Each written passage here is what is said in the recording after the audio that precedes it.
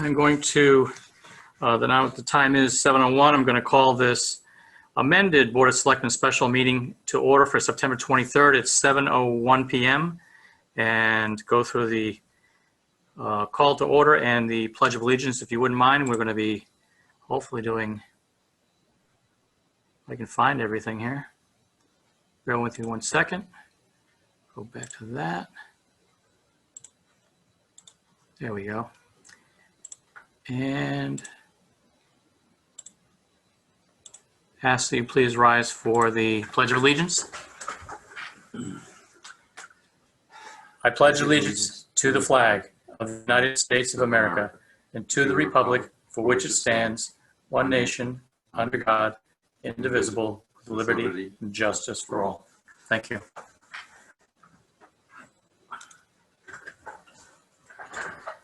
So because this is a special meeting, we're going to go right, there's a few more people coming in, and we just jump over there, add them in, and start off with our recording secretary wasn't able to make it tonight, so I'm going to be doing the recording. And then I will transfer this over to a person who can actually write it up and document it for our meeting. For the Board of Selectmen, if we could do a roll call, please. Kevin Cunningham. Gagnon. Kathy Tendrich. All right. Art and Kathy. Because this is a joint meeting, I checked with the Tom Hennick for FOI just to make sure how we do this, and they wanted us to do it in a format where the Board of Selectmen would be hosting the meeting with the invitation sent out to the members of the Board of Finance and also the Board of Education. Because you may have a quorum here is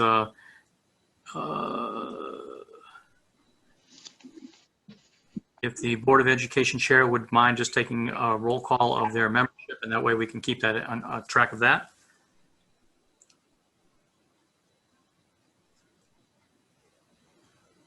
All right, Mike Broughton is here. Steve Betcher, can you say here?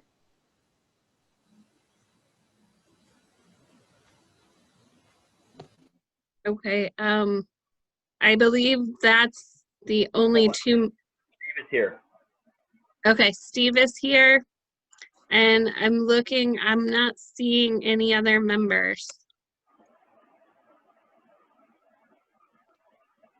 I don't see anybody else either, so if anybody else joins, I'll let you know. We can add them to the list. Okay. Thank you. How about the Board of Finance? Tom? All right, Board of Finance, Tom Sinkowitz, Don Cavella. Don, you there? I thought I saw you. He's there. He's on mute. Okay. I'm here. Oh, good. There you are, Don. Yeah. All right, Kim Medlin. Travis Irons. Present. Gary Stalaboyne. Here. Ted Dumaine.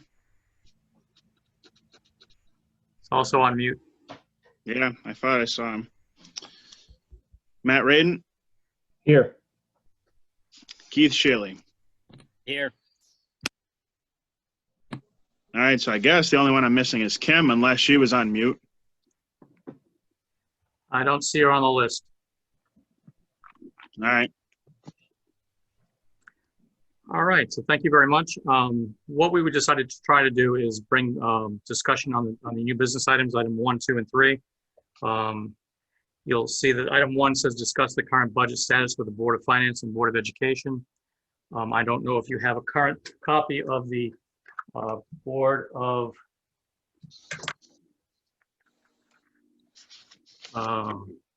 the budget for the town of Plainfield. And I don't know if Kelly is on. Yeah, here. Okay, Yep. thank you.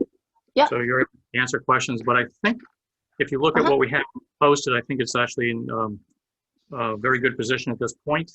And if I would turn this to the Board of Finance chair to ask if we wanted to go into any details on any item, line item on our general fund at this point, where we stand.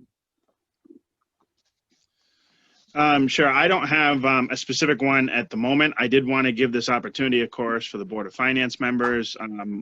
I had forwarded Ken's correspondence with the attachments that he had sent us. So the updates that we had gotten from Board of Education were forwarded to Board of Finance members. I'm hoping they got a chance to look at it.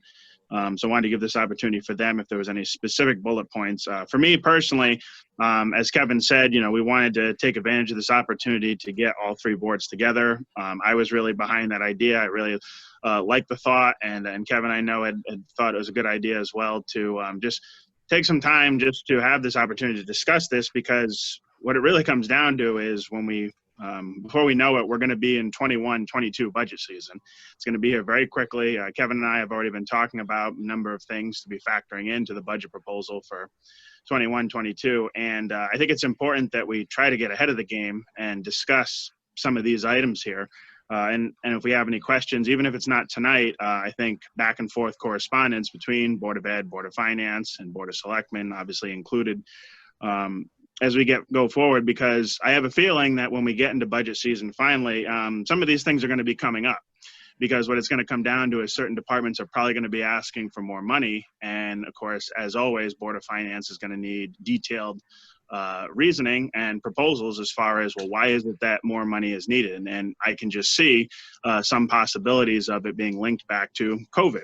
And that because of COVID, that as a combination of also state cutbacks, as we know, that's nothing new. I'm sure we'll be seeing more state cutbacks for the town of Plainfield, as we do usually every year. So that combination is going to make for a pretty rough budget season. So I think it was a good idea to review some of this material, give members the opportunity to throw out some comments, questions, concerns at this point. And clearly, I can tell you in the coming months, especially at Board of Finance meetings, we'll be having pretty regular updates between now and the budget season on the agenda as far as what's changed when it comes to reimbursement, what have we had to take on additionally, and this is taking place after tonight, because we know that where we stand tonight on a lot of these, this isn't where it ends. It's, this is where we're at as of now. It's a snapshot of where we are as of now, but a month from now, 3 months from now, we can't, of course, predict as far as where we're going to be then. So, hoping that we can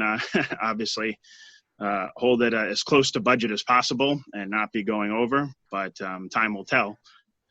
So at this point, I wanted to give the opportunity again to the Board of Finance members. If they have anything to bring up, now would be the time.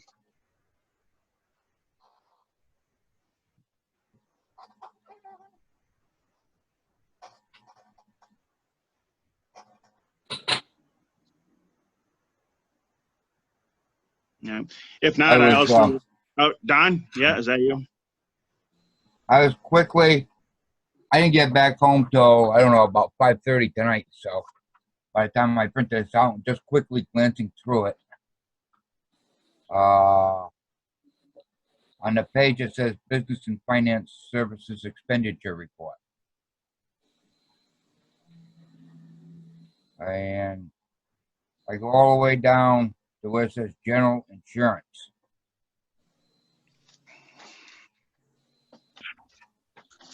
Yes, I can answer that, Don. Okay. That's a mischarge. That should be up in the line that you can see, account 250, workers' compensation. Okay. That's why that's an overrun on that particular line. You see the 278. That should actually be offset against that 260. Okay.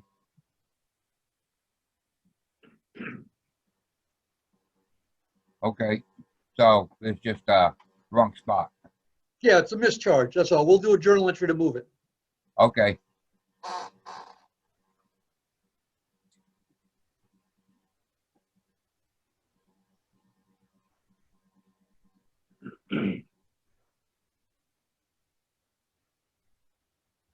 That's the only big question I had right offhand. All right, thanks, Don.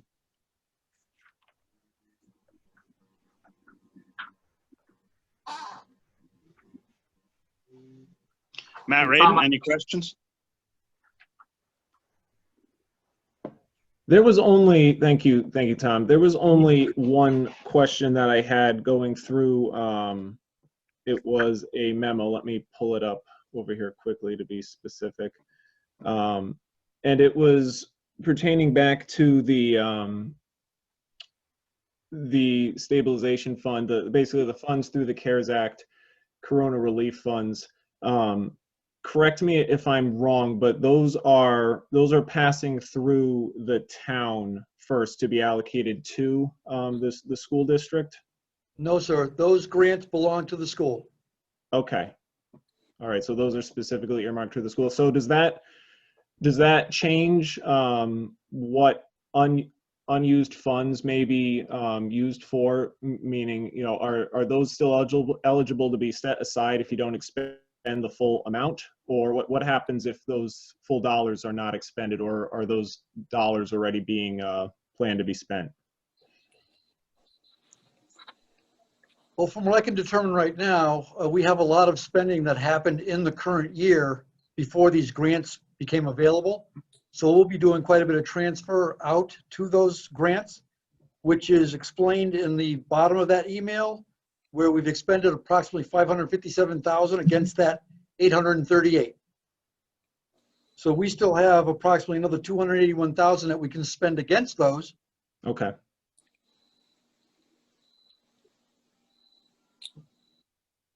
All right.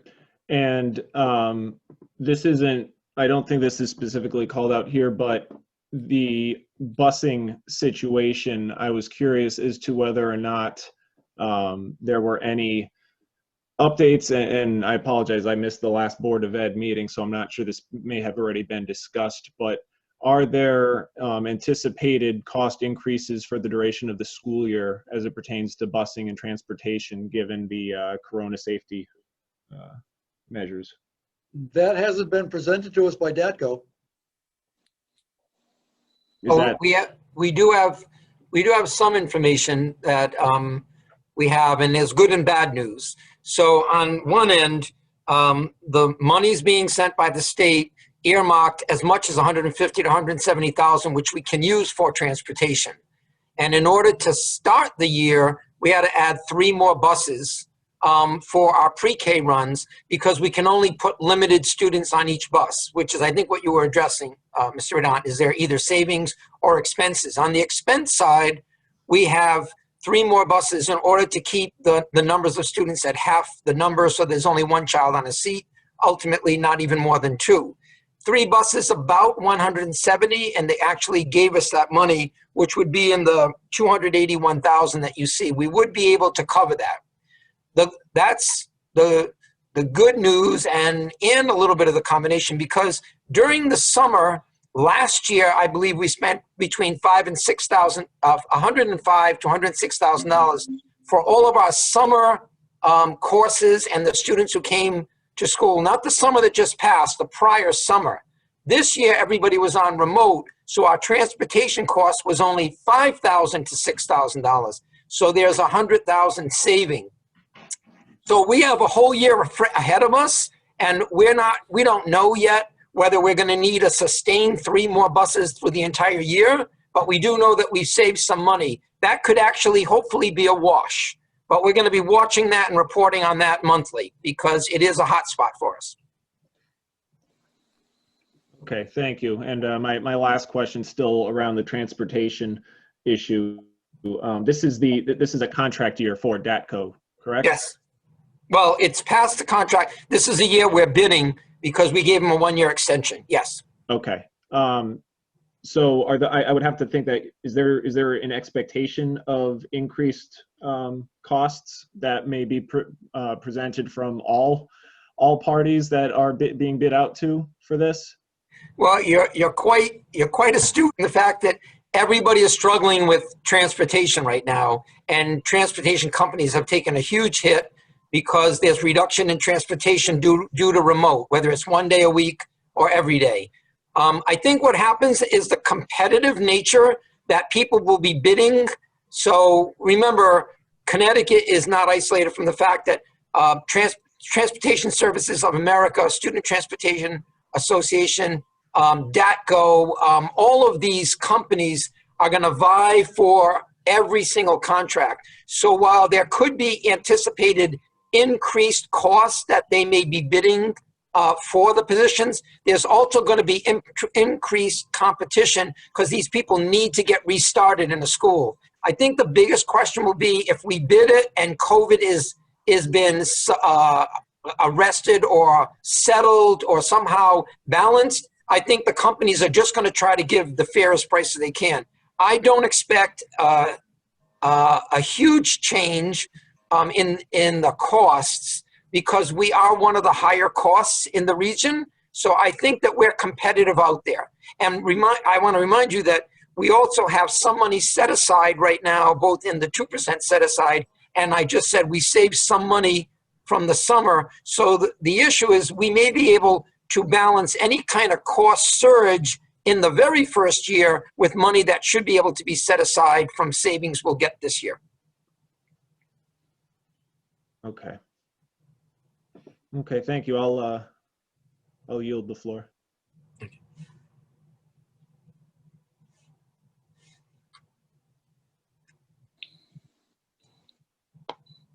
All right, Tom, just wanted to follow through this. I think this was a good idea just to get us together to make sure where we are. I think in the future, though, I think we might want to do another one at the, because right now we're at the, just about the 1/4 way through the fiscal year. Mm-hmm.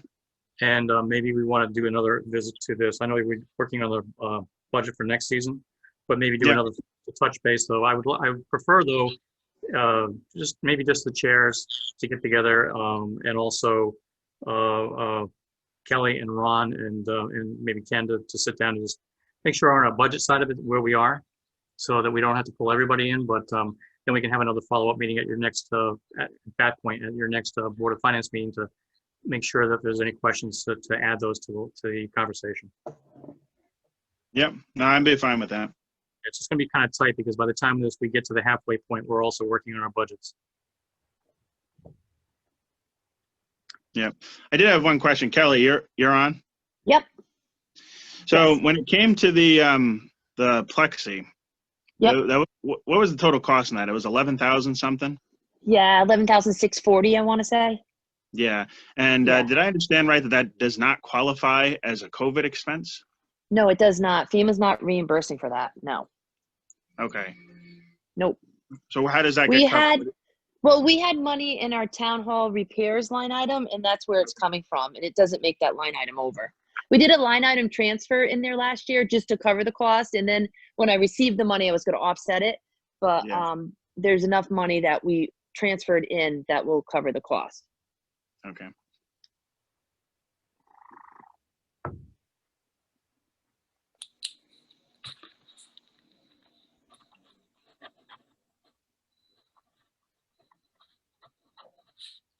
And Tom, we can always do any follow-up questions afterwards too. So, Mm-hmm. okay. If we wanted to move on from item C1 onto C2, discussing the upcoming proposals for grants and a project that we'd like to propose to the public, which is the Warrigan Sidewalk Project, and how to do the financing and the engineering as well. That's why you would have on here tonight also is Mary Ann Chinati, and also we have Chuck Eaton. So if there's any detailed questions that anybody has on this, we can talk about it. Definitely. But I think I sent you all in the packets the information related to it, such as what the overview of the Shepherd Hill Elementary School sidewalk project would be. There's 3 phases in there. And there's also a updated revision from 9/17 on the anticipated project task costs. A little less than what we initially thought, not too much less, but a little less, so, especially for phase 1. We could do an overview if you like. You do have the documentation in front of you. So did everybody get the full phase 1, phase 2, and phase 3 overview and the pictures of the overhead?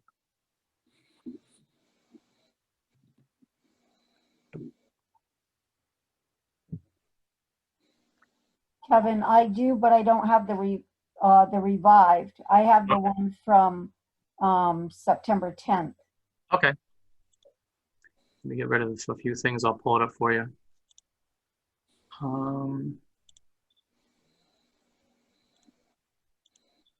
There we go. Let me just pop up the share screen on that. Hopefully I've got it. Yes. There we go. Everybody can see that? I don't think I'm you're gonna see. okay. All right, good. So you're not gonna see too much difference of that. Yeah, Um, a couple $1,000 for the first. Yeah. year. Okay, Yeah, first year. okay. All right. So you can see that there's, what we're trying to go for is what's called a community connectivity grant. The application is due by October 16th. I'd like to have a public meeting or a public hearing on this, just discussion, and explain to the public what we'd like to try to do. I'd like to get their input on it as well. It's a 3-phase project, and each year would be a phase. The anticipation is that on phase, let me just walk through each side of it. We would have an engineering cost, which would be our responsibility for the town. And most of this is also covered by the construction costs would be covered by that grant. A little bit on the first year would be $4,800 we'd have to take care of. So it would be $46,800 the town would be needing to be liable for. And the following year is that construction costs is $529,200. And again, engineering for $42,000. Final year is a larger project. So the final year would be that the town would be responsible for construction $156 and for engineering $42,000 for a total of $198. What I'd like to explain would be the offset numbers and how that gets to be. The first year, I would like to see where we could save as much money as we can while we're in a purchasing and hiring freeze to be able to save that $46,800 as best we can. Phase 2 and phase 3 would be part of the 5-year capital plan. And then those numbers will be incorporated into our budget year for that amount of money each year. So we would be looking for year 2 and 3 definitely to come back and say, hey, Board of Finance, we're looking for more money to come out of the general fund. And in the meantime, I'm still looking for offset grants to help out possibly for the payment of the other services. So that's still in play. And I don't know if I could pull up the actual screen. Marianne, are you there? See if I can get this. Yeah, I think I have it now. Yeah, I'm here. Okay. So if there's anything I'm not explaining right, let me know, but I'll see if I can walk through and you and Chuck can talk about each one. I think that's phase 3 because it's going down. Oh, no, there's the beginning No, of Shepherd. this is, Phase 1. Yep. this is the beginning of phase 1, yeah. Mm-hmm. So for those who are really kind of get in detail with this, the sidewalks would be in front of what's now going to be that new gas station. Then there's a crosswalk just up the street on Shepherd Hill. You'll notice that the sidewalks would then continue on up. Get it right. Nope, that's not the right one, is it? No. Nope, and that's not, oh, there we go. It starts going up the hill, up Shepherd Hill, and see if I got that. There we go. And it will continue on Shepherd Hill. I'm not messing this up on you. I had it in the right order, but then it's scanned differently. If you go one up, Kevin, that'll show the end of phase 1. There we go. So the phase 1 listing is phase 1, phase 2 are right up on top there. Phase 1, phase 3. I'm sorry, phase 3. So you have where the sidewalk would stop, and then again, everything is on the same side as Shepherd Hill. I was trying to get where the crosswalks were. I don't know if I can get that. They're down by the Michelle and Lori and Charlotte, Yeah, and down at the 205, the 1-2. There's I can one. okay, there's one of the crosswalks. Oh, that's the other phase though. Yeah, that's phase 2. Yep. So I apologize. I'm just trying to get these. I scanned them in the wrong order, so. Not there. Not there. That's East Shepherd. That's Shepherd. Huh. Okay, you don't apparently have the most current ones up that show the crosswalks. Right, and I think it's right. These are the 3 roads right here, or 2 of the 3. Yeah, there will be crosswalks that we'd like to put in. So that all three of those roads will have a safety way to get across the road. You have the crosswalks and then eventually up to the school. Yeah, there's crosswalks at the south side of each of those roads. Looking at them on the left-hand side. So that would be what we'd like to propose for phase one. Phase two is the 205. See if I can get that. There we go. There's Moosa Pond Road and a crosswalk going over to where the sidewalks will be coming all the way down to, is it South Chestnut, I believe. Yep. Yeah. And then the phase three would be where we're talking about coming up, continuation of at the end of where the school, all the way to the bottom of East Shepherd Hill, where there's a crosswalk there, going all the way up to the school. There's the end of phase three right there. So the intent of the project really is to put together something that is safe for the school system, safe for the residents. They can walk up and down to whatever businesses and they can feel safe. I don't think at this point anybody's feeling safe about walking along Shepherd Hill or East Shepherd Hill or even up the street on Route 205. This gives a better opportunity for them to do that.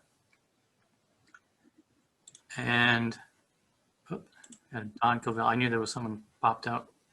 Don's coming back in right now. So what you have in front of you is the initial paperwork for what we'd like to propose and make sure that we can put a public meeting together, a public hearing, so to speak, to actually put this out into the public's hands so they can understand what it's for. I know that, again, this is going to require us to be able to figure out where we're going to get the money from, how we're going to be able to put it forward, and when each construction phase would or could start.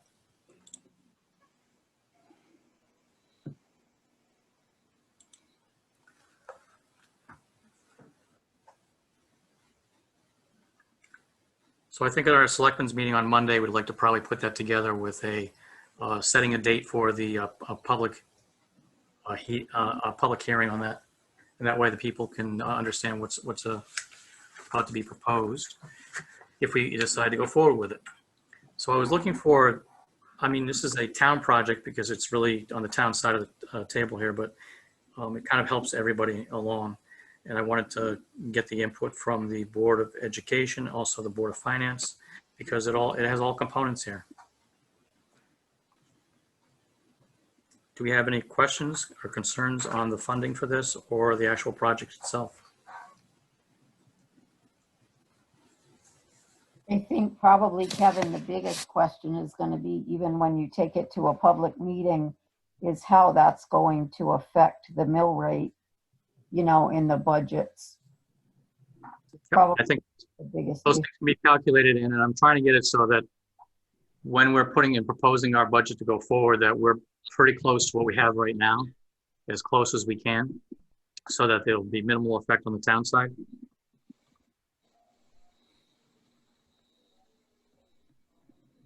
But I agree, Kathy. I think that it definitely is an idea that if a question is asked, how much is it going to cost me in my taxes, they need to know the answer to that. So we'll see if we can get some numbers together. Kathy, this is Art. I asked this question last week, but I guess we can do this phase by phase also. I know you're probably worried about the third phase because it's so much. So I just wanted you to know that. I'm sorry. No, what? 3 phases? I understand, Art, that it's 3 phases. What? We can do it phase by phase is what I was told last week. No, I understand. Worried about the third phase because it's, excuse me? But each year it's still going to affect the mill rate. Right. I don't know where the excess money is coming from is my concern. You know, Kevin had asked going to a public meeting. I think that's going to be the biggest concern of the townspeople is how that's going to affect the mill rate. And so, but I understand it's 3 phases. It's not going to happen all in 1 year. Art. I think this year currently, if as much as I can save out of money from not doing certain things or trying to really be very tight on the money being spent out, so we'll see what we have at the 6-month mark and see what we have available. If I was to be very blunt about it, if I was to save $20,000 or $30,000, and I know that we have to expend as a town 46, I would ask the Board of Finance to consider the remainder of the money for this year coming out of the general fund. Whereas in next year, $42,000 of this being in engineering, I think that that's a very minimal impact to what taxes would be. And you also have some things that we wouldn't be doing 2 years in a row that are currently in this year's budget, so that can offset some of those monies. I mean, an example. Kevin, and as you know, I know I've already talked to you a little bit about this. We talked a little bit after the Board of Finance meeting when we touched on it briefly. I mean, I kind of echo, the same concerns as Kathy. I understand how it's all broken up into the phases and stuff, but, I'm concerned looking at the budget and looking at kind of the number of things we got going on right now as far as projects and not just thinking about, on the town side. I mean, Board of Ed, still has some colossal projects that we've kind of put on the back burner and that we still got to discuss. Still got to figure out how they're going to be funded. HVAC, high school roof, as some examples. But even on the town side, there's other departments too that, have had projects that they brought up to the Board of Finance, and we've had to unfortunately cut back, and we've put them on the back burner. And there just comes a point where over the course of the next 3 years, I'm concerned that some of these things, they may continue to get pushed back because we have other projects going on. And so I think one thing that would be a smart move, that would be good to be very upfront with the people, would be to know kind of what are all over the course of, we'll say, the next 3 years, what are some of the big projects that the town is going to sooner or later have to be addressing, and maybe have kind of a timeline and an estimated cost of how we're going to fund some of them, because, we're only going to have so much. And, while we hopefully will have some good news in the upcoming months about increasing our tax base, we also know too that while there may be an increase in the tax base, it's going to take a long time, to get where we would like to be someday. So I just personally don't want to see, this going back to hurt the taxpayers. And so just something to keep in mind. Understood.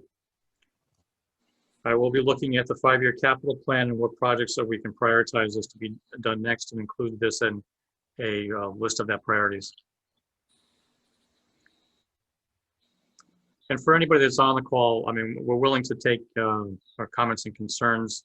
You can ask individual members, or you can go to any of the board meetings and ask those questions. But we will be working on this. It's just a start. This just came up that we thought we might be able to do something with that grant. All right. Kevin, I have a question. Yep. How's the tax collections going? Well, it's not a discussion item on this agenda, but I can say that we're a little behind of what we were before. So I'd like to keep that focus on what we have on the agenda at this time, Ted, and I can take that offline with you. Thank you. Okay. All right, I would like to then go on to item number 3. I think this is something that was a discovery item, so to speak, in our discussions about the roof and the possibility of putting solar up onto the high school roof. And I believe we'd like to be able to put this out there so that we know how to attack it, just like any of the other capital projects. The discussion was discussion needs on an analysis for the high school gym roof.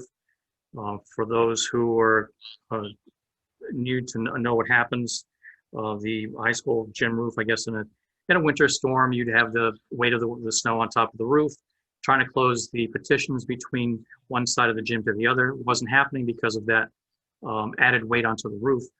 But I think it might be a good point to actually start talking about what do we need to do to fix that before we go further. And I think that my opinion would be, it might be time to talk about getting an engineer up there, a licensed engineer for the roof, to take a look at it, to see what the issue really is, and then see if they can come up with an idea about how to do, cost analysis to fix it. So it's again an item that we need to not let go and continue on. If it's not working in the snow, it's not good. So I know that either Ken or Christy, if they want to talk about this and how we might be able to handle this, this would probably be the great time to do that.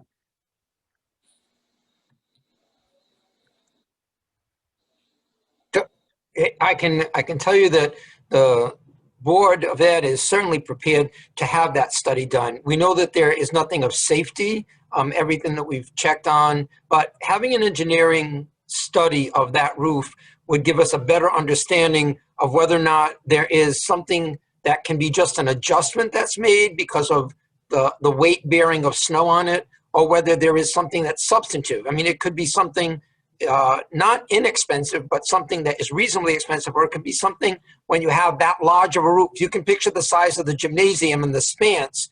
That could take, some work if it is an issue.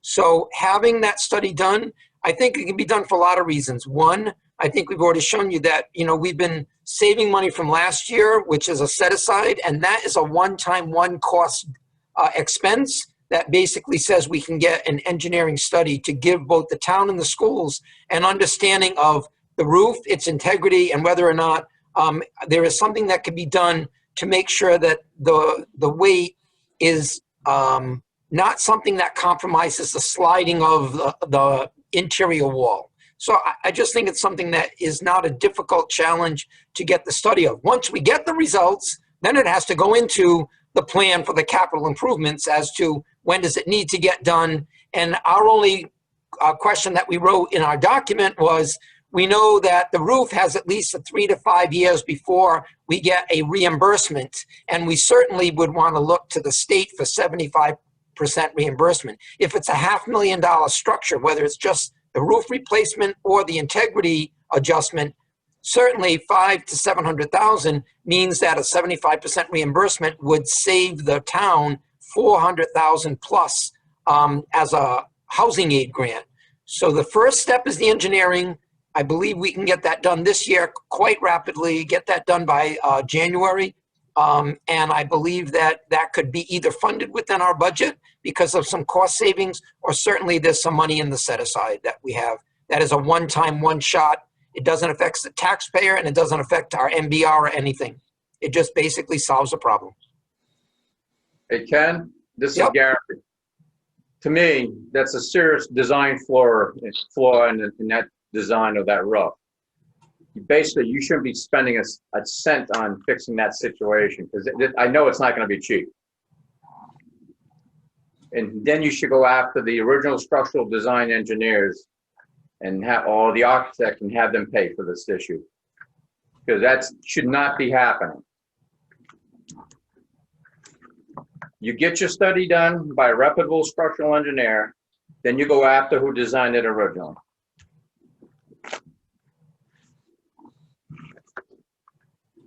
Now, I have no argument, only because that's why you have an engineer, to find out exactly what was the cause, what was the reason, and what is your next step. There should be some warranties on the building.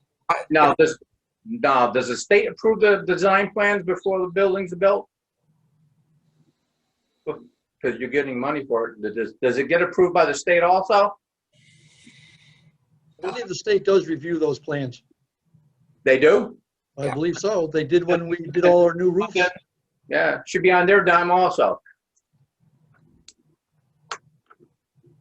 You shouldn't be paying a dime for that issue, not one dime. In fact, get reimbursed for the structural assessment.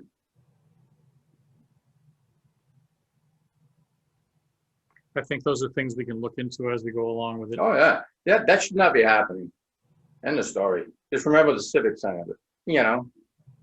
Same thing. You get 2 or 3 foot of heavy wet snow up there, you're going to have a serious issue. I know it's September, but we might want to see about looking into that as soon as possible. It is our New England that we have to worry about, the weather hitting us at any time. So I keep a snowblower up there. I think we'll do the same thing, Ken. We'll follow up with Tom and Christy and try to figure out what to do best and move forward with that. It's just a concern, and seeing as though it's happened and it's now been brought forward, I think we should definitely attend to that for safety too. Okay. So why don't we do this, Ken? When you do look for an engineer. Could you keep us in the loop of who you've eventually chosen? And that way, Tom and I know what's going on so we can help you out if we need to. Sure, this all will go right through the board in terms of, we're going to let them know. We're doing our walkthroughs next month, which we do. We go through everyone and we identify all of the priorities. That one's already been pre-identified for us. It's not a new issue because we've known about it for 3 years and it hasn't deteriorated to the point of safety. But as everyone knows, you don't build a building and 15 years later see something like that. That has to be a question. Why is it happening? Is it a structural deficit? Is it under warranty? Should it be held against the contractor and construction? So all of that has to be done. So the board would do it. And once the engineer is identified, and we'll certainly work with the town as we have been doing to get exact information on it. Once that's done, it's going to become a town issue. It's still a town property. And so whatever they tell us will give us the direction to go. Okay. So yeah, absolutely. Not a problem. Okay. So we have an action plan for that. I don't think, unless anybody else has anything to discuss on that, Jim Roof. With that, we can. Hey, Kevin, Yes, there are a couple people with hands up raised. I don't know if they have questions. I don't see any hands up raised. Art, you're on mute. On the sidebar. Sean and Naomi have hands raised, it looks like. Okay, so just to remind people, this is a special meeting, and we have it. If you take a look at the agenda, there is no public discussion at this point. If the public does want to have and weigh in on some things like this, we can go to normally at the Selectmen meeting or the Board of Finance meeting or the Board of Education meeting. They can go to those, and when there is a public discussion at that time, they can actually ask those questions or make those comments there. Hey, Kevin, I think what we can also do too is, if we have two citizens who, unfortunately, we don't have citizen participation, we can certainly do follow-up, after this meeting for those particular citizens who did tune in and might have had something and still want to, get it off their chest. Right. We always offer that opportunity to say something via email, via phone call, and also at our meetings. So that's absolutely fine. I do have one last question just for my own napkin math here. Kelly, if you're still on, Yep. What is our fund balance, both reserved and unreserved at the moment, just to give some contrast against these expenses? Yeah, hold on. I can tell you unreserved is 9 million. So it's 19% of our budget from 2019. That's unreserved. So the reserved, fund balance, I think is like 11 million. And that is combined with restricted and unrestricted. So the unrestricted that you would have access to unassigned is 9 million. Okay, thank you, Kelly. You're welcome.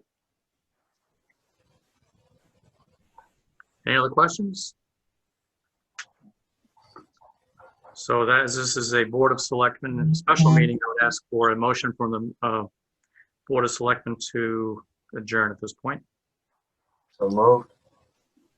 I'll second that. All right, thank you.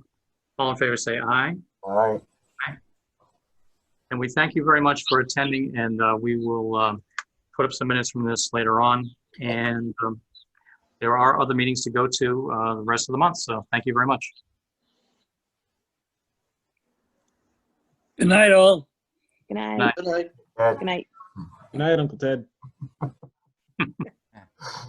Night, Matt. Right.